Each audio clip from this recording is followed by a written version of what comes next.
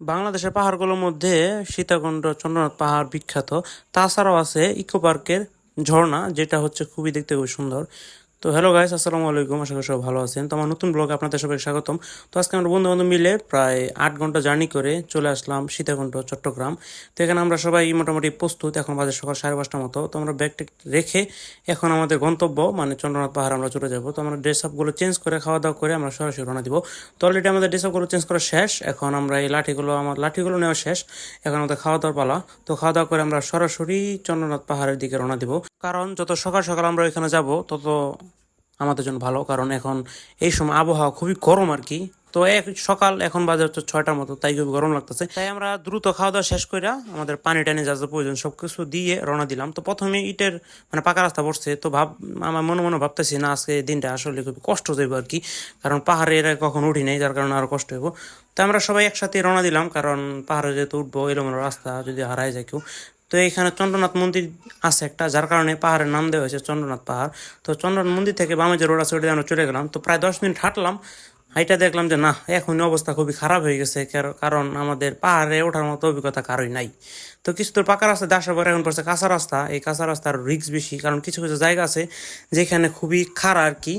তো এখন আমাদের অবস্থা খুবই খারাপ, যেটা আমি কইতেছিলাম আর কি, যে আমাদের অবস্থা খুবই খারাপ। তো কিছু দূর ওঠার পর একটু প্রকৃতির সুন্দর ভিউ, এখান থেকে আসলে জায়গাগুলো খুবই সুন্দর, মিডিল মিডিল পয়েন্টে দাঁড়ায় ছবি তোলার জায়গা আছে। তুলতে গেলে 10 টাকা পাইছি, ওটা আবার দেখাইলাম।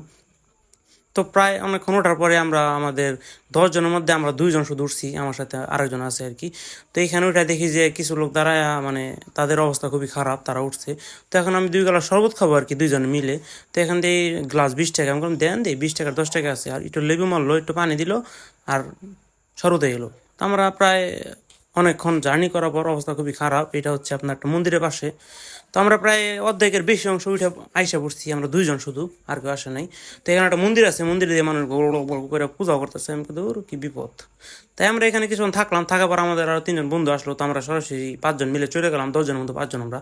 তো একজনের অবস্থা খুবই খারাপ, আমি বললাম যে ভাই আমার কেউ ধর, আমার একটু ওঠা। তো তাই আরো কষ্ট হইতেছে, খুবই কষ্ট হইতেছে। তাও গেলাম যে আজকে দেহি কোন পর্যন্ত ওঠা যায়, আর জীবন আহি না নাহি, কষ্ট হইক একদিনই কষ্ট হইক। তো আইসা না দেখলাম আমার অবস্থা খুবই খারাপ হয়ে গেলো। তো যখনই আমরা উপরে সুন্দর ব্রিজটা দেখলাম, মানে এটা শেষ প্রান্ত একদম উপরের পাশে ব্রিজটা দেখে আমার একটু ভালো লাগলো যে না, এখান থেকে একটু ভিডিও নিই। তো এখান থেকে আসলে জায়গাটা খুবই সুন্দর দেখা যায়। তো একটু আগে আমরা ওই দেখালাম না, ওই মন্দিরের কাছে এখানে ছিলাম, ওইখান থেকে আমরা এখানে আসলাম প্রায় আর আধা ঘন্টা জার্নি করে। তো এখন আমরা এখানে আমাদের বন্ধু বান্ধব আর যদি কেউ আসার পর আমরা সবাই চলে যাব। তো কিছু প্রকৃতি ভিউ নিলাম, ভিউ নিয়ে প্রায় 1 ঘন্টা পরে আর কি আমাদের বন্ধু বান্ধব যারা আসছিল তারা আসলো।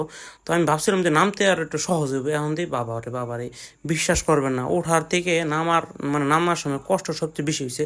মনে হয় পা অটোমেটিক চলে যায় আর কি, এরকম মানে হাঁটতে হাঁটতে অবস্থা খুবই খারাপ হয়ে গেছে। তো কি আর করবো, এখন আমরা নাইমে প্রায় অটো দিয়ে জনপ্রতি 50 টাকা ভাড়া দিয়ে আমরা ইকো পার্কে চলে আসলাম। তো এটার ভিতরে ঝর্ণা আছে, ওই ঝর্ণা দেখবো আমরা। তো এখানে 50 টাকার টিকিট জনপ্রতি। তো আমরা 50 টাকা করে টিকিট দিয়ে মোট 10 জন, মানে 500 টাকা। আর আমরা 2 জন স্টুডেন্ট ছিলাম, স্টুডেন্টের জন্য আর কি আপনার হাফ। তাই আমরা 2 জনের জন্য হাফ দিয়ে আমরা সরাসরি ভিতরে চলে আসলাম। ভিতরে চলে আসে এখান দিয়ে আমাদেরকে 10 মিনিটের মতো হেঁটে যেতে হবে। তো আমি একটা জিনিস আপনাদের সবাইকে বলে দিই, আপনারা যদি কখনো আসেন নিকো পার্কে, সিএনজিগুলো দিয়ে কখনো ঝর্নার কাছে যাবেন না। কারণ এখান থেকে হচ্ছে আপনার যাইতে লাগবে বেশি, সর্বোচ্চ হলে 10 মিনিট লাগবে। আর এই সিএনজি ভাড়া নেবে জন প্রতি 80 টাকা করে। মানে যদি আমরা 10 জন যাই তাহলে 800 টাকা। তো এখান থেকে যাওয়ার সময় আমরা আমাদের 800 টাকা সেভ করছি, কি আর করবো, 800 দোকানে কত 1600 টাকা সেভ করছি। তো কিছু দূর 10 মিনিট হাঁটার পর আমরা ঝর্ণা, মানে নিচে ঝর্ণা আর কি। তো আমার কাছে খুবই খারাপ লাগতেছে যে যদি নামি অবস্থা তো খারাপ হয়ে যাবো, খুবই গরম লাগতেছে। এখন আমি করলাম যে না, নিয়েও যেহেতু করছি আচ্ছা গোসল করবো, গরম লাগছে লাগো গোসল করবো। তো আমরা 3 জন মিলে রওনা দিলাম এখান দিয়ে সরাসরি। তো একজন ভাইকে জিজ্ঞাসা করলাম কত দূর, কয় ভাই যান, বেশি দূর না, 5-7 মিনিট লাগবো। তো আসলাম খুবই কষ্টের সাথে, কি আর করবো। এখন যেহেতু এত দূর আইসি, সব কিছু দেখে যার জীবন হম না, বিশ্বাস করবেন না, খুবই কষ্ট, এখানে আমি আর জীবন হম না। তো কি দেখার মতো এরকম কিছু নাই, শুধু পাহাড় আর এই ঝর্ণাটা ছাড়া।